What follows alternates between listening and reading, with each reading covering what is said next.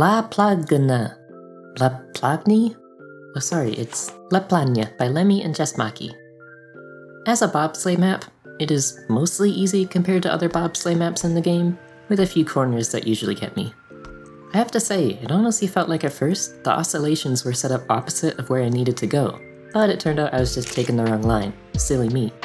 Once you understand it, and because it's ice, you will have to learn it, this map flows very nicely, and the turns that once messed me up feel quite satisfying to get right.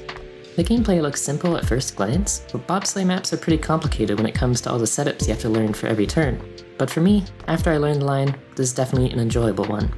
The decoration. It's so well done. Simple but effective are the only words I deem fit for this. All the surrounding terrain is very nicely put together, and it's incredibly optimized. Maki definitely knows how to use a few pieces to go a long way. I'm just gonna point this out. If you struggle with fitting your tracks into an environment, go take a look at Maki maps like this one. You'll see you can fill so much space with just scaled terrain and rocks. It works incredibly well. Especially the mountains that are so far away from the track, they still add so much just by filling out the skyline. If that wasn't enough praise already, I really do love the trees. I have fallen into just wanting to place trees evenly distributed, but these separated clusters look way more natural than that. This is a great point to explain that what you might see as a bare area can actually help to the overall look of the decoration. Not everything needs to be the same detail, and what I usually go by is the further away something is from where players are driving, the less detail it needs. Oh, and these houses are just adorable. They add just enough extra detail to the surrounding area, and again are only placed where they are needed. Not evenly distributed, as some might feel the need to do with assets like these. Trust me, it's a habit. But anyways, cons. Do I have any? I've since learned that bobsleigh maps are best when they're easy to understand at first sight. That is just my opinion, but this track definitely required a good amount of learning before I got it down. Example, this transition, I just could not get clean no matter what I tried. Thank you, Maki, for your footage. I can totally see some people calling this and other transitions janky before they learn them, just because of how unintuitive ice can feel to some people, which happens to be most people. I don't know if I can really call this a con, because this just applies to pretty much any bobsleigh map that exists in the game right now, but it is something to expect if you make an ice bobsleigh map. No matter what, 99% of the time it will require some learning before people get it, so be aware of that. But other than that, I don't really have anything else to say about the track. Plus, the fact that it is a recreation of a real-life bobsleigh track gives it an excuse for the harsh learning curve, as applying real-life tracks of any variety to Zeepkist is just kinda like that. Surprise surprise, Zeepkist does not have the same physics as real life. But alright, let's see the next track.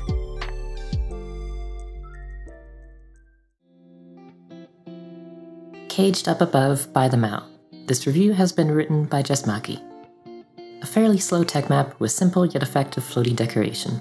At first glance, the track layout seems like it was put together randomly with no intent, but once you get a grip of the clean lines, you understand what Maou was really going for, and it becomes a lot more enjoyable, as is usually the case with all of their maps. Seems weird at first, but once you find that line, it all makes sense. Such a unique way of building.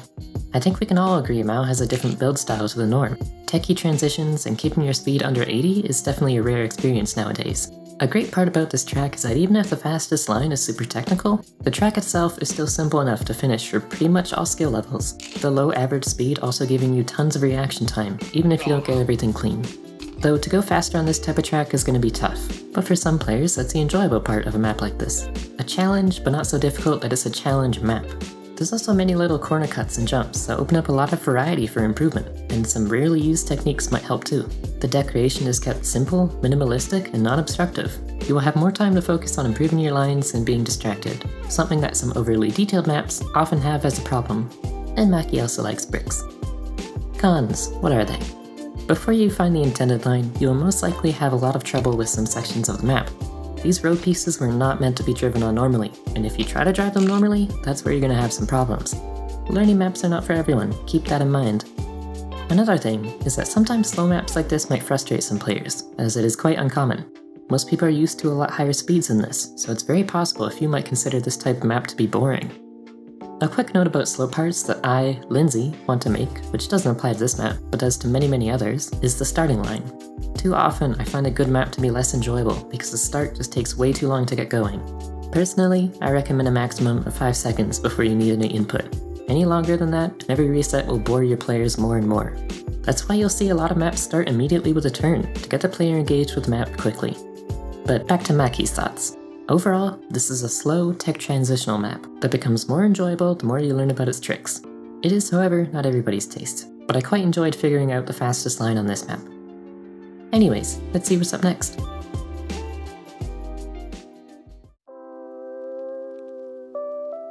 Makeshift Mountains Remastered by The End of the Nether. This map is a remaster, obviously, and so I shall judge it as so. First of all, the decoration has been greatly improved, that is for sure. But possibly as a detriment? You see, at 3,300 objects, that's nearly double what the original had. This map is a little laggy even for my machine, and I can point out a few areas that could be greatly optimized. But before we get to that, I'll point out some things I liked about the map. Even if it's only a little bit, I do like seeing a mix of materials you drive on in a track. This grass patch here, and this wooden bridge. They're extra, sure, but small details like this can add a lot. The supports for what would have been floating track pieces are also very well made. The fact this one is adjusted for the rotation of the road just makes it look so much more natural. I love it, really.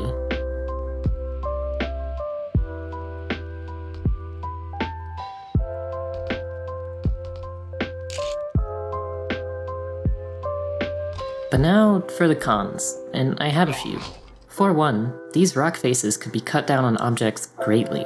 They are barely seen by the player when driving, and in some cases not seen at all, and just use way too many pieces in my opinion. Actually, pretty much anywhere you see rocks has more rocks than is needed. I can understand the urge to make something look really nice and detailed, but then you're risking losing out on so many people to experience and enjoy the map on lower end machines. For me, this greatly matters. Optimization is a key part of a map's accessibility and playability. Another thing, this ending that was majorly changed from the original is very confusing on first run. The dark rock face being a backdrop to the black road makes seeing where it cuts off quite difficult. I know on my first run, I was definitely not pointed the right direction before the road just flew out from under me. Either a dot or a line on the edge of the road, or even just extend it for more reaction time, that could work too. And even just after that is this glass half-pipe turn. It's mixed in with the glass materials from the waterfall, and totally confused me when I first got here. Hey, I may still finish the track that run, but you probably shouldn't leave your players guessing what just happened. But these 2 points about the ending matter only somewhat.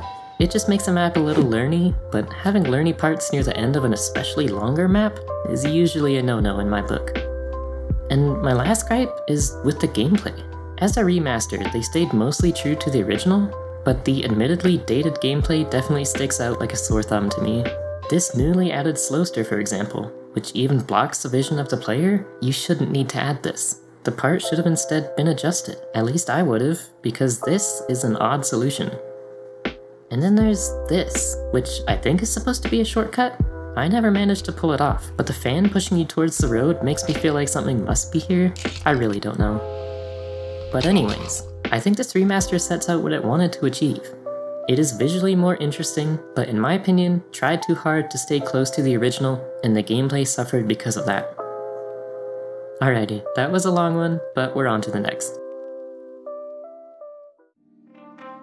ZSL Currents by Rotor.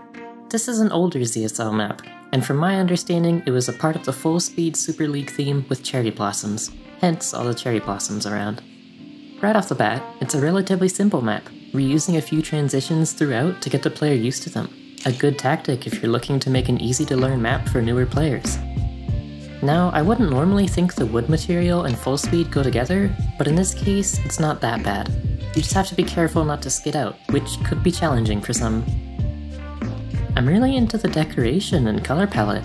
The pink and orange mix wonderfully with the dark wood. It's almost dessert-like, in fact. The little Zape dudes kinda look like sprinkles. The clouds looming over also add a surprising amount of detail for what they are, and I love that the checkpoints are hanging from them. They make the whole track feel more contained, which I would say is a good thing in this case. Now, as a full-speed map, I have a gripe about the tube sections being a bit tight.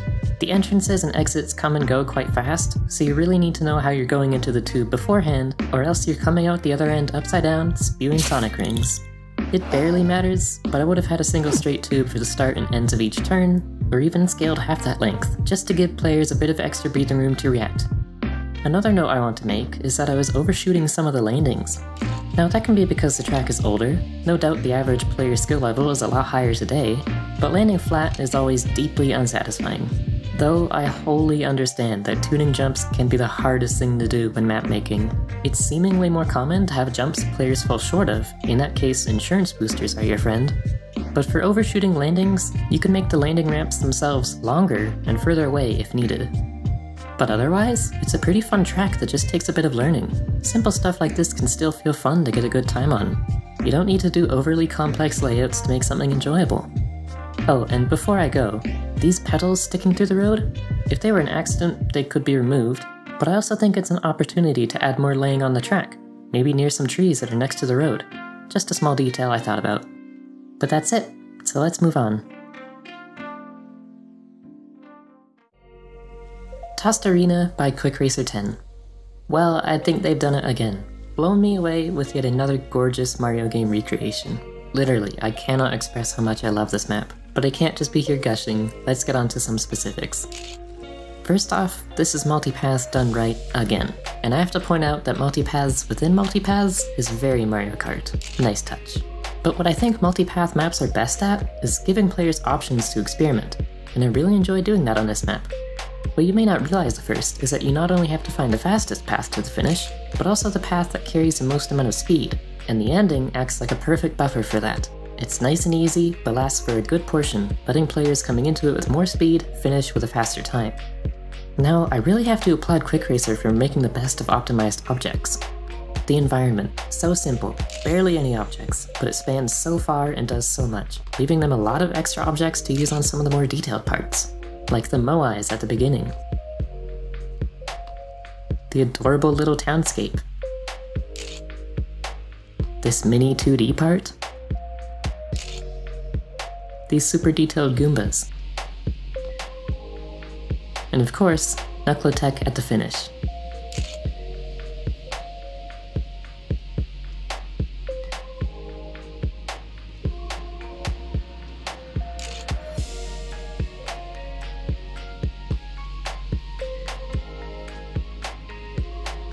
And I think my favorite parts have to be the condensed bits, filled with many different paths to take. In this one section alone, there is 1, 2, 3, 4 different ways to go through it. And I just find that so wonderfully executed. Sometimes multipaths are quite obvious when looking for the fastest path in photo mode. Like in this bit, I think we can all tell at first glance which is the harder and more rewarding path to take. But here, you really just have to try the different paths on your own to see what works. Funnily enough, I also found this lone cactus floating quite a ways from the track. No idea how this got here, but it gave me a good laugh. But I do have some nitpicky things to say, as I shall strive to find in any map, because no map is all perfection, and I don't want to give you guys the impression that every known map maker gets everything right all the time. We still miss little things constantly, and flaws give your creation charm. But anyways, while arrows do exist in this map, and that's a good thing, I found some of them a little hard to read. There's this green path, for example. The first arrow is in quite low contrast to the elements surrounding and behind it, and if we zoom out a bit, you can see that it struggles to stand out. And I also found that the second green sign looks more like it's pointing you towards the red arrow's path. Most people won't even take this green path, but for visibility's sake anyways, I think this sign would have fit better right in this corner. Again, just a nitpick, so this barely matters, but still something I would have done different. As long as I want to tell you how much I love every little detail in this map, there's only so much I can fit in one episode, so I have to leave it here. Overall, this is just such an enjoyable experience of a map for me. Everything is executed to 99%, which is more than I could even ask for. Remember, even with my little nitpicks here and there, that doesn't make a map bad in any way. And as much as I have gushed over good decoration, all you really need is to make something fun, and people will enjoy it, I'm certain of that. But alrighty, let's get on to that last review.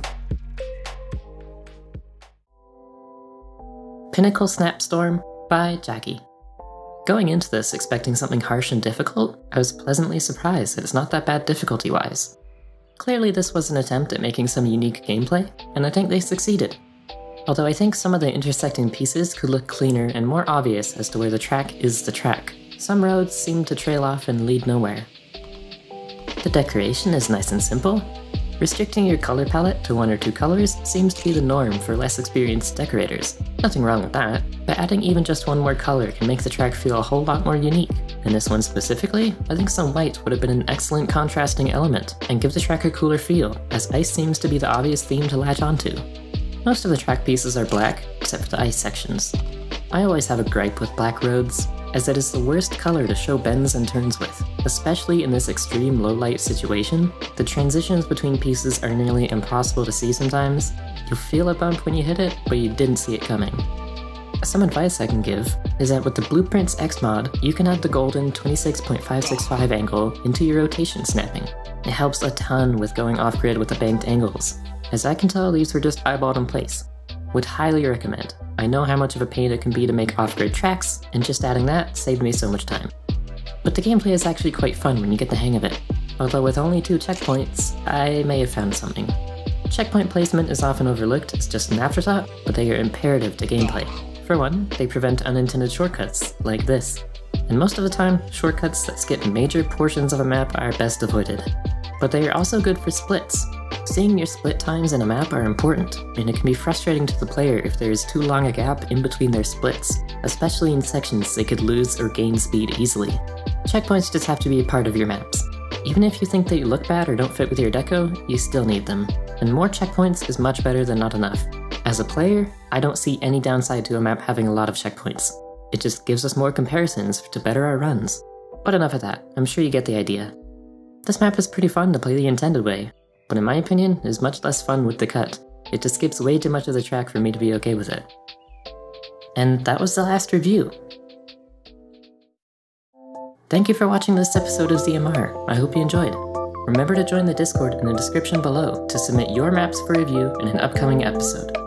I've been Linzi, and I'll see ya.